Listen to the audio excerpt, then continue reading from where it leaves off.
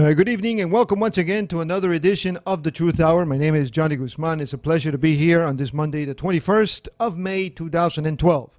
And today's topic is solar eclipse, the influence on the Earth. We just had this beautiful solar eclipse Sunday, which is yesterday for me, but for our friend Santos Bonacci, who will be joining us in just a few seconds, was 2 days ago for him. Because right now in Australia, it is Tuesday in the morning.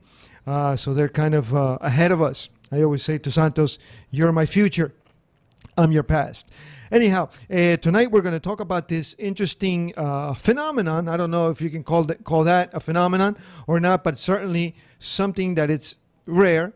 And I think one of the reasons why I chose this topic today is because a lot of people knew about it, but they don't really know about it. So that's why we've asked Santos Bonacci from Australia to join us tonight so that he can talk a little bit about this and tell us what is the influence of this solar eclipse on the people, on our consciousness, and overall if this is part of this change in evolution, this higher consciousness that we're experiencing this year in 2012.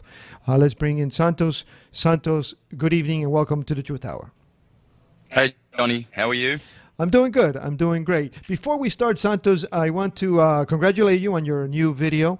And I'd like you to tell us, tell our audience a little bit about your new video that you posted. What information you have in there, because as always, folks, you have to check out Santos' information. Unfortunately, in this hour, we can't cover everything. So Santos makes this wonderful presentation. It's about, what, 3 hours, your presentation? Most of my presentations are around 2.5 to 3 hours, yeah. So there you can actually see more of the stuff that Santos talks about in detail with illustrations, with drawings that he has, and very, very interesting material. And of course, you can go to his website, is the universaltruthschool.com. There you can see all of his work. And of course, to his YouTube channel, right? Mr. Astrotheology. So Santos, tell us a little bit about this new video that you posted. Well, the new video is called Your Body is the Holy Land. And it explains exactly what the perennial philosophy or the Prisca Theologia has always been saying. And that is that our body itself is the Holy Land, in that it is an alchemical laboratory. And if we know the processes that go on in the body, we can look after the body in moderate habits and good yogic practices, breathing, good eating, good thinking, etc. And we can actually raise the energy up the spinal cord. It's all about the spinal cord. The spinal cord is basically an extension of the brain. And the spinal cord actually has 2 brains on it. In the head, there are another 2 brains. We have the cerebrum at the top and the cerebellum, the small brain at the back. They are 2 brains. And then at the top of the spinal cord is the medulla oblongata. That is a brain. In fact, it controls all the involuntary functions in the body, like your heartbeat and your lungs, etc. And then at the bottom of the spinal cord, right toward the bottom, is the solar plexus. That's a nerve ganglion. It's a whole bunch of nerve endings. That also is a brain. That's what's called the lower brain, the unconscious brain. So you see, the spinal cord gives you different levels of consciousness. The very, very top, highest level is the cerebrum, where a special fluid is made in the pia mater. The pia mater is the soft, most precious internal part of the cerebrum. And in the claustrum is produced this fluid. It's called Christos, the Christ oil. And it descends down the Ida and Pingala nerves, and it goes down to the sacred plexus, and then from there it has to rise again, and as it does, it raises the individual's consciousness level. So I explain all this, and this is actually the elixir of life, the philosopher's stone, the manna from heaven, the sacred secret, the holy grail, etc. There is no elixir of life that you can drink in a potion outside of your body. There is nothing external to your body that can be defined as the elixir of life. It is wholly and totally and absolutely in your body. So that's what that video goes into. And 10 days ago, I also released another one dealing with law and language. Now, if anyone interested in reclaiming dominion and being free and living as the divine on this planet, I would suggest have a good look at that one too. See, Santos, I think that video is very important. You have a lot of good information on there. Most of our folks, they understand some of these topics, but I think that they are very, I think, behind on this topic of law and being sovereign or being free from the system. So I suggest that you guys take a look at this video and analyze it, because there's a lot of good information on there. A lot of people that are aware of consciousness, and they're aware of energy, and they call themselves light workers and energy workers, but they're not aware of this stuff. And this is extremely important that you take a look at this and understand this system of law and language and things that Santos is talking about. Okay, Santos. So let's talk a little bit about this solar eclipse that just happened for me yesterday, because today is Monday for you, 2 days ago. And the reason I wanted to ask you this, Santos, is because a lot of people know that this solar eclipse, the moon came and got in front of the sun, and it looks beautiful and whatever, but they don't really understand what does this mean, and what is the influence of this phenomena on the earth and on the people and on our consciousness. And I tell you why. Because on Sunday, and I don't want to sound too new agey or corny or things like that, but on Sunday, I totally forgot there was the eclipse. And it was, I guess, 10, 11 o'clock in the morning.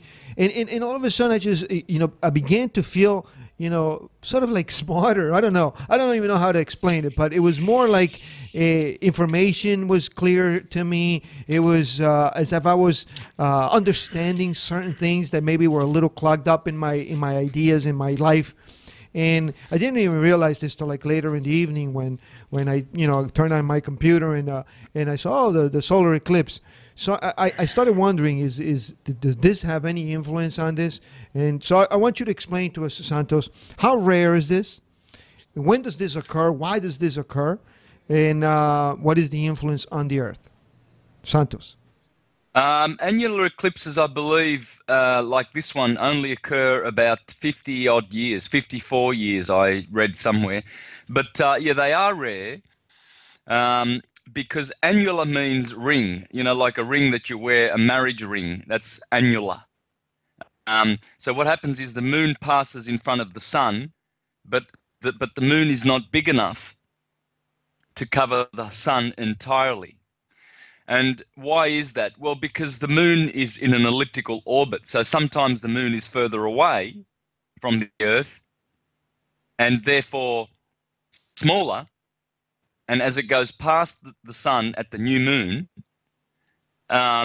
you can see a ring around the moon. It's a ring of fire. That's what you call an annular eclipse. But you see, so if you've got the sun over here, and here's the Earth. Well, as the moon goes past, the moon needs to go past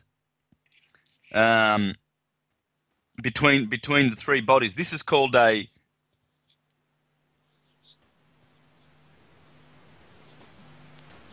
a funny word. It's got three Y's in it. A syzygy. A syzygy is when three bodies are aligned in the solar system. Now, so this is new moon. When the moon is on this side of the Earth, can you see that all right? Yeah. So when the moon is on this side, it's a full moon. But when the moon is between the sun and the Earth, it's a new moon, and this is when the eclipses happen. But this annular eclipse obviously means that the moon was further away, and so we could still see a little bit of the sun around the moon, because it doesn't entirely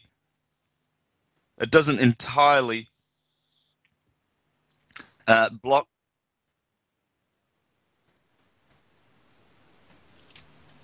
Right. Yeah.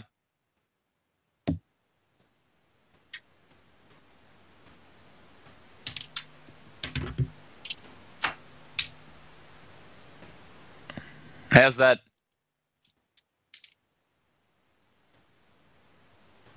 Yeah, I can see that reflection. That's annoying, isn't it? There you go. I have to actually tilt the board rather than the computer. Is that better? Yeah, on the top. Anyway, so obviously the moon is in its elliptical. It is an elliptical orbit like this, you see, and it's 5 degrees. It's 5-degree tilt different to the Earth's orbit. You see, this is why we actually have eclipses. They're rare because of the difference of 5 degrees of the moon's path to the Earth. They're on different planes, you see. But so, a total solar eclipse will be when the moon is say in this part of its elliptical orbit, but an annular eclipse will happen when the moon is far away, you see. So rather than the moon being, say, here, the new moon, in this instance, the moon is over here. You see, so we have an annular eclipse. But what's so interesting about this annular eclipse is, and I want to bring people's attention to one of the greatest alchemical and mystical book that one can ever read, and that is the Emerald Tablets of Hermes. Hermes is Thoth, or Mercury, or Buddha, but the Emerald Tablets of Hermes, or the Emerald Tablets of Enoch, if you like, or Thoth, is a very, very short book. It's only 1 page. And I'd like to read some portions of that, because then I can explain what this annular eclipse actually means. Okay? And how it's going to affect our consciousness. Now, there are many versions. There are many versions of the Emerald Tablets of Hermes. The one I'm going to read from is Isaac Newton's. In 1680, Isaac Newton interpreted the Emerald Tablets of Hermes. There are other writers. You've got the Phoenician version, the Chaldean version, Madame Blavatsky's version. She's very famous. Fulcanelli. Fulcanelli was a great alchemist who wrote this book here. Le Mystère des Cathédrales, or The Mystery of the Cathedrals. Okay, and Jay Widener does a documentary on this. Very, very interesting. This guy lived about 60 years ago or so, and wrote this book just mysteriously, and it has many, many alchemical truths in it. And so he also did a version of it. There's a Chinese version. The reason I'm explaining this is I want people to understand that this is a universal document, and it's only about 10 lines. All right, so it's a 1-page document. Now, I don't know why I'm going to be picking Isaac Newton's, but probably so that people can, because they're very familiar with him more so than the others. Okay. Now, this is what it says. True without lying, certain most true. That which is above is like that which is below. That which is below is like yet which is above. To do ye miracles of one only thing. It sounds very archaic, this language, but bear with me. And as all things have been arose from one, by ye meditation of one, so all things have their birth from this one thing by adaptation. The sun is its father, the moon its mother. The wind hath carried it in its belly, the earth its nurse. The Father of all perfection in ye, whole world, is here. Its force of power, its entire, if it be converted into earth. Separate though ye earth from ye fire, ye subtle from ye gross, sweetly, with great industry. It ascends from ye earth to ye heaven, again it descends to ye earth, and receives ye force of things superior, inferior. By this means you shall have ye glory, if ye whole world thereby all obscurity shall fly from you. Its force is above all force, for it vanquishes every subtle thing, penetrates every solid thing. So was ye world created.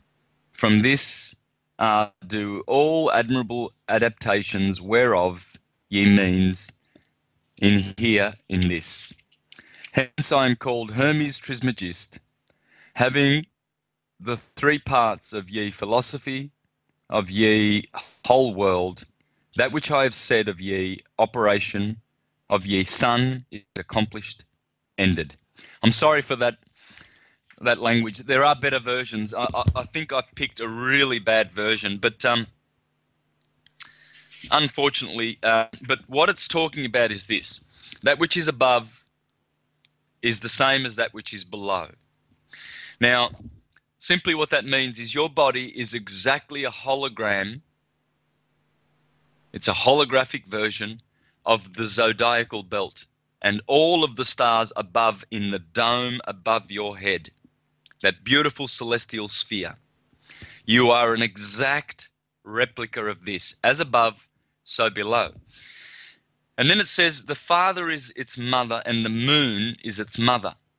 Now, with this annular eclipse, what you have is a ball of hydrogen and a solid ball called the moon. Now, the sun represents pure spirit because it's not a fixed solid mass as the moon is. The moon is a solid receiver of the sun's light, you see. So this is spirit and this is matter. So as the moon goes past the sun in an annular eclipse, what's happening is it's like an alchemical marriage of spirit and matter. And the earth is sort of like in the middle, and it receives this image of matter going past spirit. And what is actually happening is it's a sign of, it's a symbol of consciousness and the evolution of humanity. It's a great, great symbol, and it's come right at the right time. This year is the year of the dragon, and the eclipse began in China. It began in Tibet, and it ends along the Andean mountains. So it goes from the roof of the world, Tibet, to the other roof, the Andes. And what it's saying is that consciousness is shifting. It's going from, see, the white serpent, which is basically the kundalini of the earth, it has had its center in Tibet for 12,000 years. Now, the center of the white serpent's energy is going to Chile and Bolivia and the Andes Mountains.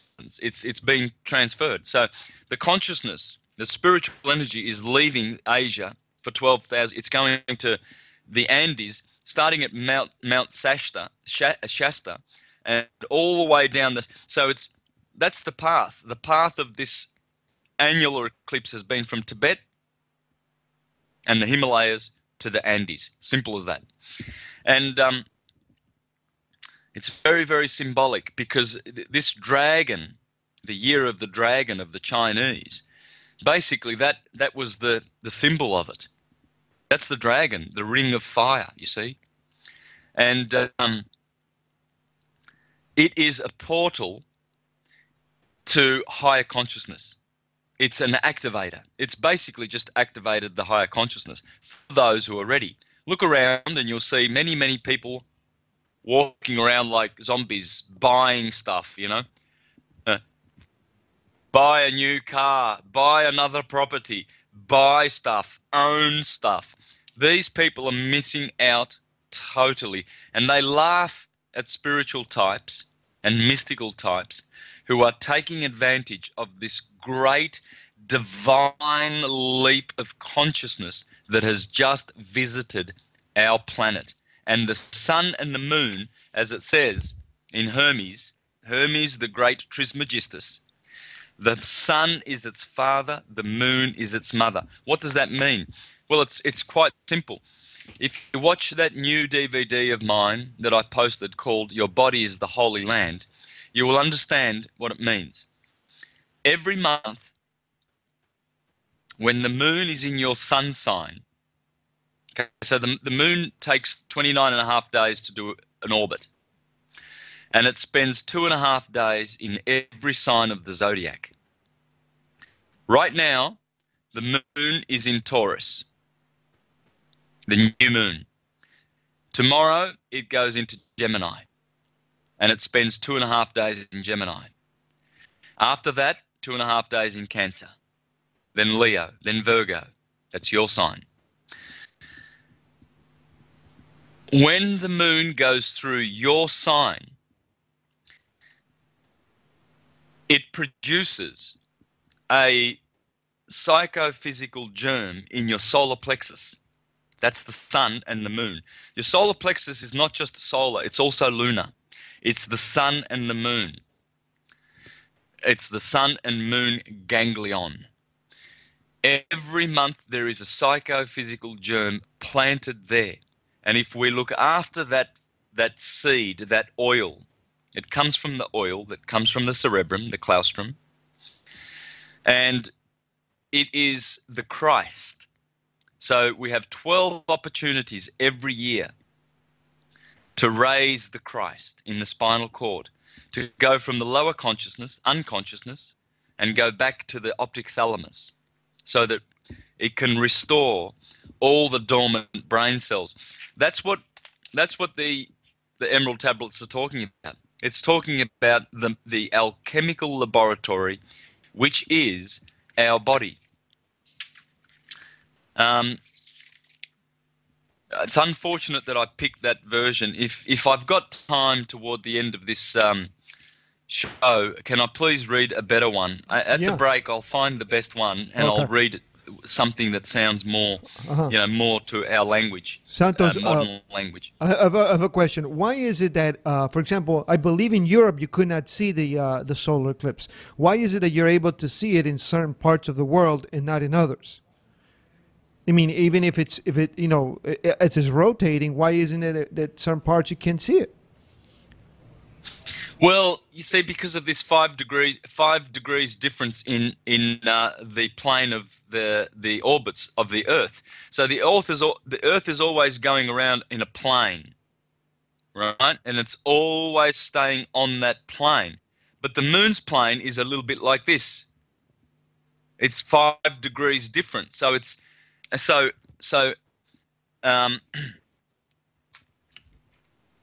let's see if I can explain this. It's going to be very hard to explain, but so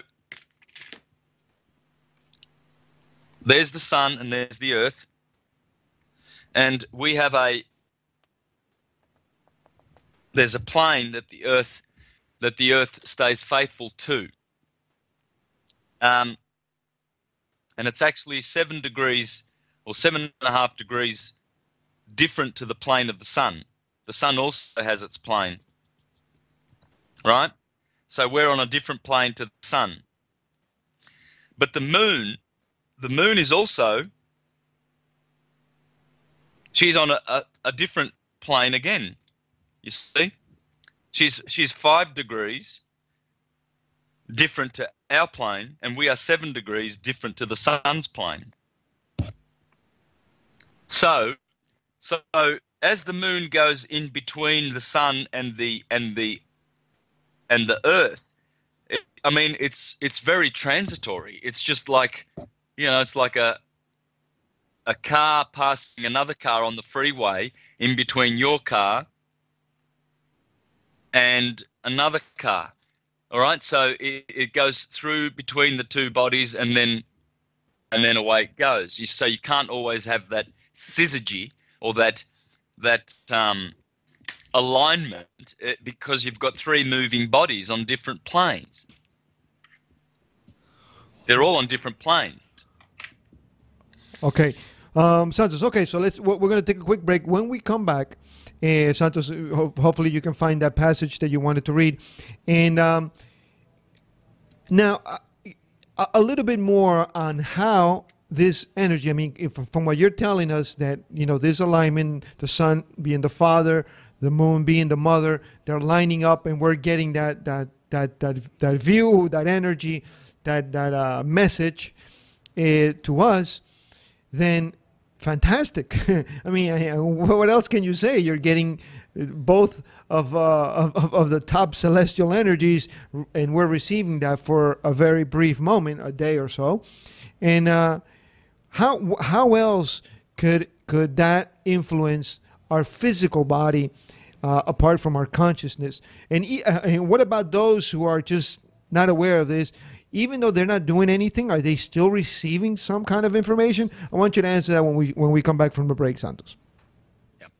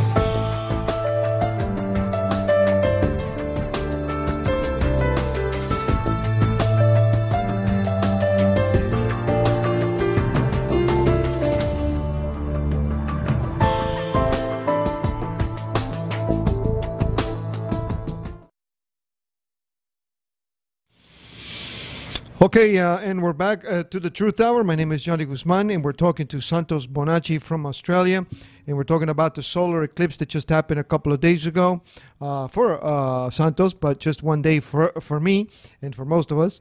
The influence on the Earth and does that affect our consciousness? Okay, so Santos, we were before the break, we were talking about that.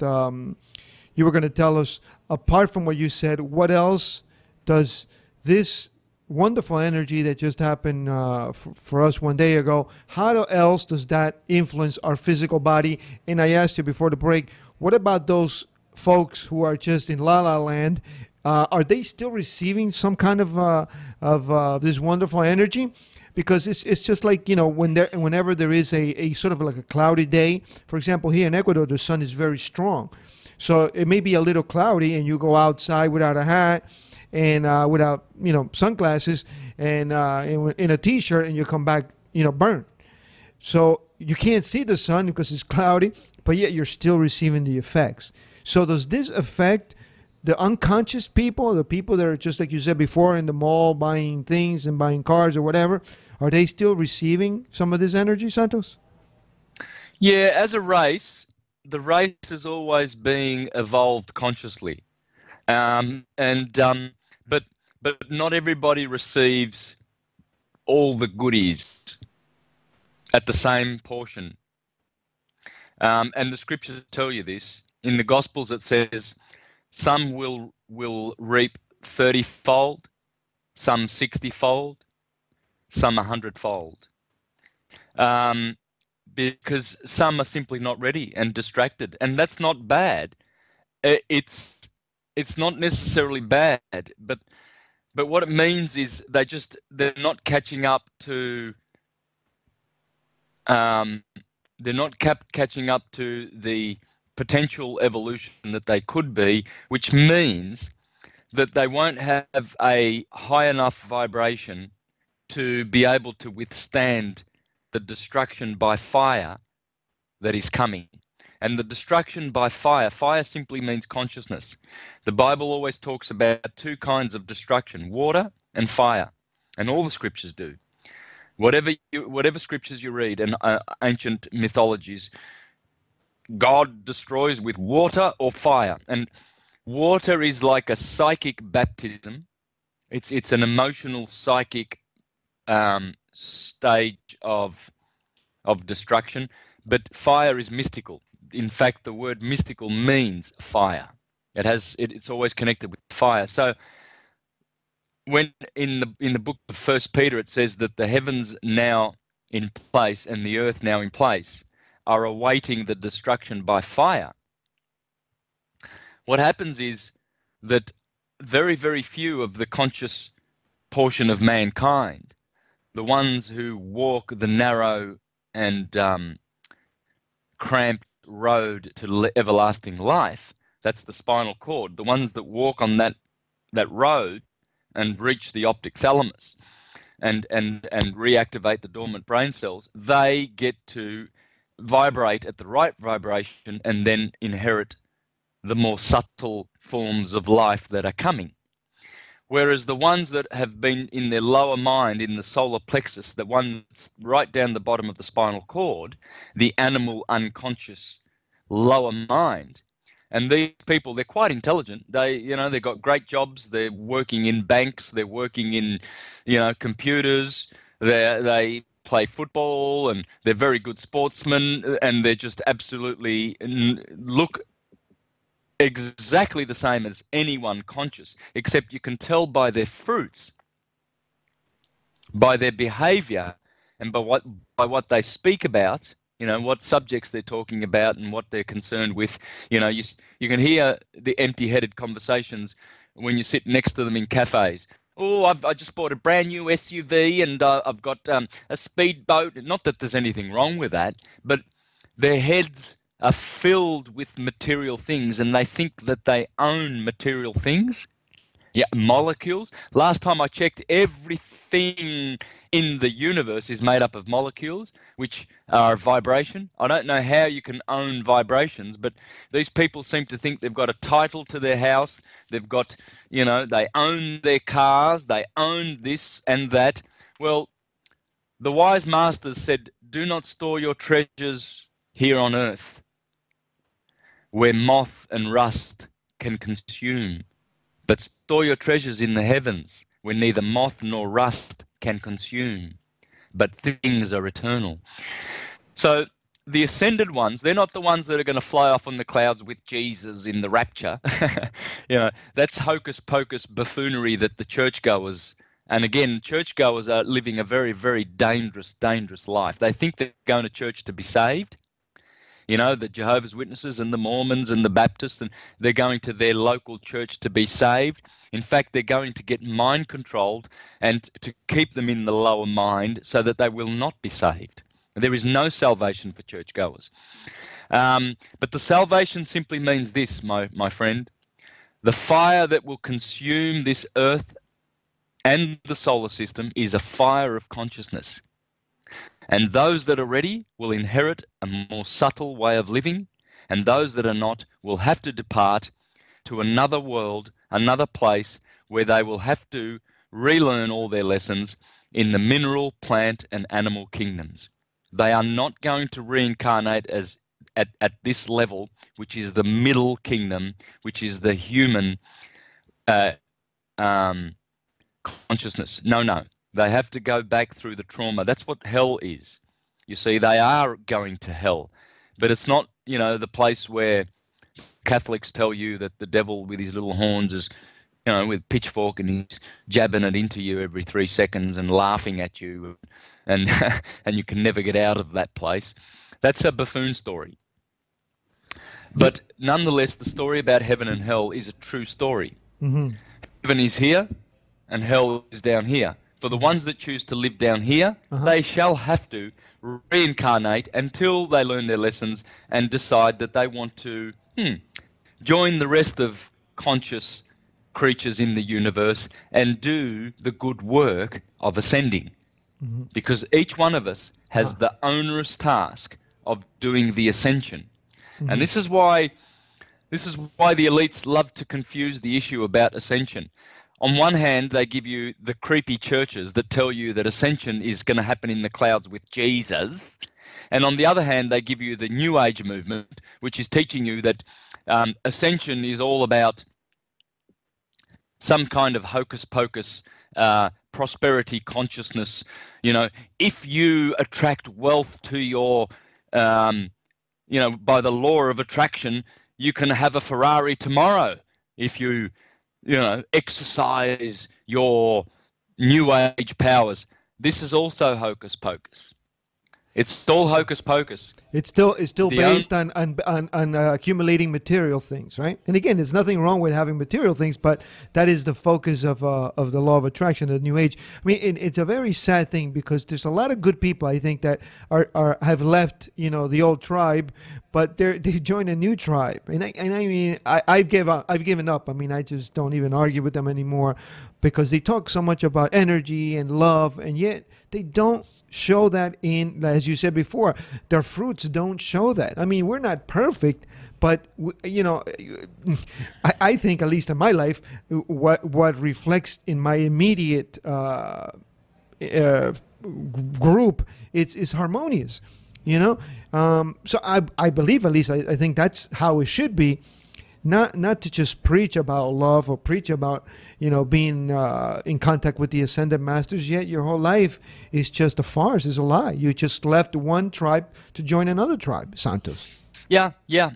Unless people free themselves from all these clubs and institutions and organizations and this and that, join this, join that, what for?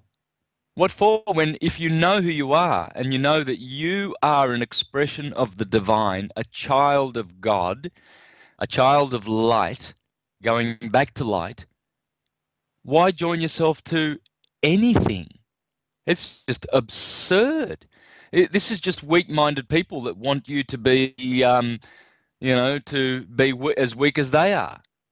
The ascension is an individual task, and by joining an institution and joining this and joining that, you are diluting your essence and adding it to other weaker essences, unless unless you have a group of like-minded people that you love from the bottom of your heart, that you can get together with on a weekly basis, and that they are on the same path as you. Yeah, but you don't have a membership fee or something like that, or some kind of club or whatever. There's no need for it. There's absolutely no need for it. I mean, I'm not joined or aligned to anything. I'm just me, and I've got my books, and I've got my research, and I've got my good friends. I've got thousands upon thousands of great friends, a great network of people. We talk on Skype every day. We email each other, and it's just growing by the day, and it gets better and better. Conscious humanity is able to find other conscious entities. Yeah. Easily now in the modern age, and we can have a brotherhood of conscious, enlightened, loving beings right now. Yeah, you're forgetting, Santos, also the rules and regulations of belonging to the groups. And of course, you can't share the information, because whatever we teach you here, you must keep it within our group, because that's a no-no. So like if information is, they own the rights to the information. I mean, there's tons of groups that there's this. I mentioned this Ramta group. When you go to take their courses in Yelm, Washington, if you're for the first time going there, they actually make you sign an affidavit stating that you will not use their information, you cannot share their information, you cannot teach their information, and they make you sign, and they sort of legally bind you to that. And if you, for some reason or other, you say, well, listen, I'm going to talk to you about this or that, or they can sue you legally, which they have. So I mean, run away, get out of Babylon the Great. If you do not want to share with her in her sins, there's only one way that you will not share in another group's sins, and that is by being separate from it. If you're a driver of the car, and you've got 5 bank robbers in the back seat that have just robbed a bank and killed 2 or 3 tellers, and the police catch you, and you're sitting there driving, and you say, Mr. Policeman, I was just the driver. These buffoons in the back, they did the killing. I didn't know they were going to go and kill someone. But I'm an innocent driver. Here I am. Look, my hands were always on the steering wheel. Well, guess what? You're going to be slammed in. Your ass is going to be slammed in jail, along with the buffoons that you were an accomplice with. And this is why churchgoers are living dangerously. Oh yes, but I love my church. There's a nice bunch of people there. We know that the governing body of the church are protecting pedophiles. We hear that. We see it on the internet. Every single Christian religion is guilty of pedophilia. But Jesus is Jesus, and he's the Savior that's coming in the clouds, and there's a whole bunch of good people going to my church. Well, guess what? You're just the same as the bank driver, and your ass is going to be slammed in a place called hell. And it's not the definition of the church's hell. It's the other one, the true one. That's where you're going. There's heaven and hell. And Santos, how as you mentioned earlier, how important, how everything is just on time, right? And this year, this critical year 2012, how we have this solar eclipse, how this information, energy, however you want to call it, is reaching us for those people that are open, and have their mind open and have left the tribe. I often compare this to, I was having a conversation today with someone, and I was explaining this to them, and they couldn't understand. I said, just think of it like your wireless system. You have your computer, you have your modem, you connect it to the wall, and all of a sudden you can navigate the internet, but you have your computer, you don't have it connected to the wireless. And you can even print, which is that's what's even more amazing, where you can, send the information into your printer, and your printer prints, and you're not even connected to the printer. And when I told him this, he started thinking about it. I said, well, I didn't think about that. I said, yes, there's some kind of information, there's some energy traveling from your computer to your printer, to your modem, and it's enabling for you to print this information. So look at it like that. Your cell phone, it's you don't see the energy, you don't see the waves, but it's working in a waveform. So understand it that way, because it's still yet a little difficult for people to understand. Well, yeah, okay, the sun, the moon gets lined up, we see this beautiful image, but what information is it coming? It's coming to us. I don't see anything, but yet they understand. Yet they understand. There's other things like their cell phones and so forth. What were you going to say? Well, this is it. Only people who are meditating and making those analogies like you have just done get the sense of it. Oh, sure, they're convinced that their little telephones are able to receive messages. And what are those messages? They're just vibrations. This phone is vibrating, the moon is vibrating, my body's vibrating, water vibrates, everything vibrates. So if the sun and the moon, which are massive bodies, celestial bodies, if they are made up of atoms, like the sun's made up of hydrogen, hydrogen vibrates, the moon is made of carbon, hydrogen, oxygen, and all the same silicon and all the same stuff that our bodies are made of, and we're vibrating. So the moon's vibrating, the sun's vibrating, and they're all in a synergistic line. And when your phone is out of signal range, it doesn't work. But when it's in signal range, it means that it's lined up to the signals, so your phone can receive that signal because the vibration's going into it. Well, hello, if there's a moon and a sun lining up with the Earth, I wonder whether they're channeling an extra dose of vibration to the Earth, which might be beneficial to humanity. I think it is. And I think we need to look at these bodies and the science of astrology a little deeper if we don't want to be classed as the buffoons that are going to miss out on all of this great spiritual wisdom and understanding.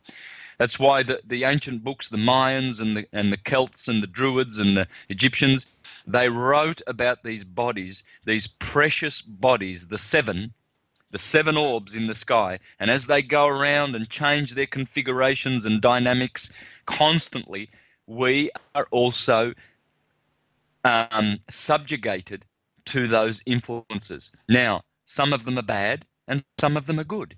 They're not all good. Saturn's vibration is always disharmonious to our bodies, and Mars. They're always harmful. Between Saturn and Mars, 90% of all illnesses are produced on this earth according to the great ancient astrologers. All of them. Venus and Jupiter, on the other hand, beautiful energies. Beautiful in harmony vibrations. Jupiter's vibration is hot and moist. Venus is cold and moist. Saturn is dry and cold. That's why Saturn is hot and dry. Dryness is no good. Moisture is generative. So Venus is moist, Jupiter is moist, the moon is moist. See, in astrology, each planet has their two humors, their active and passive humors. This is the science that one must understand, because the dry vibration that comes from Saturn and Mars, that is what is harmful to the human organism. And what is more, Saturn is cold, because he's way out there, cold and dry. So whenever we receive any kind of vibration from Saturn, it is harmful to the physical organism. So the moon and the sun, as the beautiful Hermes Trismegistus says, the sun is the father, the moon is the mother, and they're lined up in an annular eclipse which only happens every, say, 50 years. Right now, in the year of the dragon, 2012, just before the Venus transit on the 7th of June. The Venus transit is also important. The Sun and Venus lining up in a line, in a syzygy with the Earth. Oh my God. We really need to pay attention to these vibrations that are visiting us. And when is that, Because Santos? if we don't, we miss out. Simple as that. When is that Venus and the Sun lining up? When is that? 7th of June. 7th of June. Okay, good. 7th of June. Yeah, I mean, what you say is the truth. I mean, just not to go off track what we were talking about, but you know, whenever someone has a Venus in Taurus, right, they just project a natural beauty that whenever you see someone and you just look at them and they just captivate you, and you're like, wow, what? You don't even know if it's physical beauty or don't even know them. But if you look at their chart and you see that they have their Venus in Taurus, it's just this natural beauty that emanates from these people, right?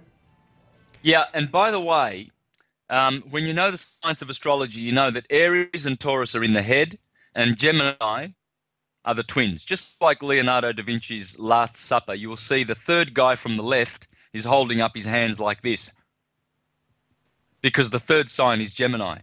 Aries is the first one, Aries, Taurus, and Gemini. And guess where the annular eclipse just happened? In Taurus. The 20th of May is Taurus. So the annular eclipse happened in the head. The marriage of the sun and the moon happened in the head. And what is happening? Taurus has the Pleiades in it. The Pleiades corresponds to the pineal gland. That's the activation of the pineal gland, my brother. But the Venus transit is happening here in Gemini. It's happening in the throat chakra. And Venus is also the ruler of Taurus. Mars is the ruler of Aries. But here's an interesting thing for you. The sun exalts in Aries, and guess who exalts in Taurus? The sun exalts here in Aries. Okay, the dwelling house of the sun is Leo, but the exaltation sign of the sun is Aries. Well, guess who exalts in Taurus? Yeah, the moon. The sun exalts here, the moon exalts here. Mars rules here, Venus rules here. Boy, girl, the sun is a boy, the moon is a girl. Mars is a boy, Venus is a girl. I think we can start working things out when we start to think like this, you see. The boy and girl thing is happening here, left brain, right brain. You see, the left brain is masculine and the right brain is feminine. All of the right stuff has to do with femininity, see? And this is what is happening. The human being is turning into a hero, and we are having a consciousness shift. We're going from left brain male to right brain feminine, the hermetic brain, the divine brain, the higher mind, etc. All right, very good. Excellent information, Santos. On a good note, I got to tell you, though, that there was a young girl, 20 years old, contacted me and wanted to congratulate us. They saw one of our shows in Spanish, not in English, from Mexico. And she says to me, which made me very happy, Santos, because she said, I saw a show when you guys did, and you were talking about so much interesting stuff.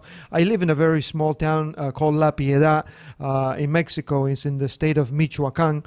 And she says, we are the thorn on the back of the horse, because no one around us, they're all involved in their religious mind, and they're all involved in their everyday stupidity. And we are the strange weirdos on the block because we like these topics.